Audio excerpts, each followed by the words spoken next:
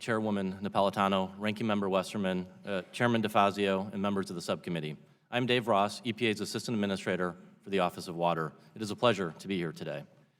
I want to begin by thanking the dedicated professionals working within the Office of Water for their service to this country and for their passion in delivering on the agency's core mission of protecting public health and the environment.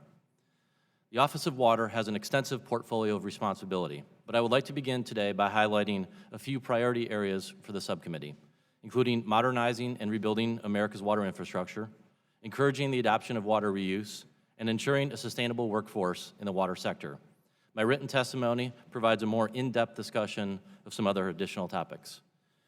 One of the highest priorities for the Office of Water is to ensure that the agency implements our appropriated grant and loan programs as expeditiously and transparently as possible.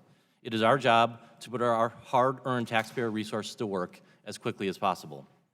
One program that I would like to highlight in particular is the Water Infrastructure Finance and Innovation Act program, or WIFIA for short. The WIFIA program is complex and it took some time to set up, but is now operating at full capacity and is producing tremendous results.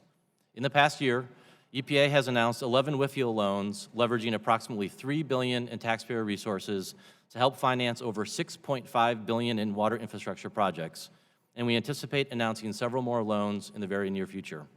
In fact, with existing appropriations, the WIFIA program is slated to leverage approximately $10 billion in credit assistance to finance over $20 billion in water infrastructure investments while creating thousands of jobs in communities throughout the country. Another priority for the Office of Water is promoting the reuse of water for beneficial purposes instead of treating it as waste. 40 of our state partners anticipate some freshwater shortages in the next decade, and all levels of government have a responsibility to ensure that Americans have access to reliable sources of clean and safe water. That is why last week at the Water Reuse Symposium in San Diego, EPA and our federal partners released a draft National Water Reuse Action Plan for public review and comment. There's innovative work happening throughout the water sector to advance water reuse, and the action plan is intended to help facilitate adoption of water reuse to support improved water resiliency, sustainability, and security. To protect our nation's investments in aging infrastructure and capacity development, we must not forget about our human capital needs. Without a capable, knowledgeable, and diverse workforce of water professionals, our financial investments will be put at risk. The water sector workforce is underappreciated. I began my career working alongside wastewater treatment operators in Southern California, and looking back now, I realize how valuable they were to my education and professional development. They are the true environmental heroes, protecting public health and the environment every day, and they deserve the same recognition in society as our emergency responders, teachers, and public health professionals. We know that more than 1/3 of our water and wastewater operators will be eligible to retire in the next 10 years, and technology is outpacing training. While this is primarily a state and local issue, I see an important role for federal leadership. That's why EPA is working with our federal partners to support water workforce training and development. For example, we are working with the Veterans Administration to provide information on water careers to disabled veterans and are exploring other collaborative opportunities with our military services.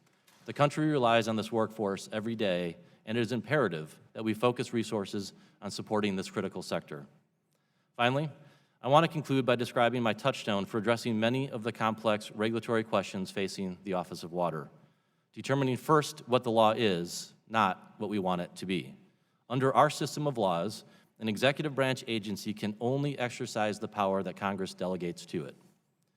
The federal government has a poor track record in Supreme Court cases involving the Clean Water Act in which it was a party. For example, in the last 3 major cases, Sackett, Hawks, and NAM, federal positions failed to secure a single vote from any Supreme Court justice. That's almost impossible to do. That is why, under this administration, the Office of Water is focused on restoring the rule of law and providing regulatory certainty by starting with a robust analysis of our base legal authorities before deciding our policy positions. Members of the subcommittee, thank you for the opportunity to testify today. I look forward to answering any questions you may have. Thank you for your testimony, and we'll start with the questions with the panel. Chairman DeFazio, you're up first. Thank you, Madam Chair, for letting me go out of order because of my schedule constraints.